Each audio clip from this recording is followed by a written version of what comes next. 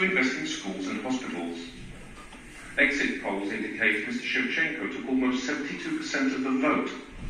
He is currently preparing his acceptance speech and is expected to assume power within the next 48 hours.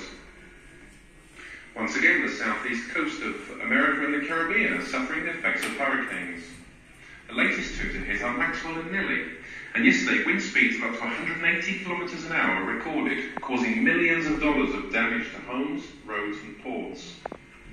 The US government has issued an evacuation order, and since yesterday evening the freeways have been jammed with worried residents looking to escape from the hurricanes.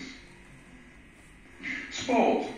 And the world's richest football club, Manchester United, yesterday signed young Brazilian star BERUNIY for a world record 42 million euros. The player, just 18 years old, signed a 5-year contract in the Manchester United boardroom in front of the world's cameras and microphones. Speaking through an interpreter, he said he was very excited to be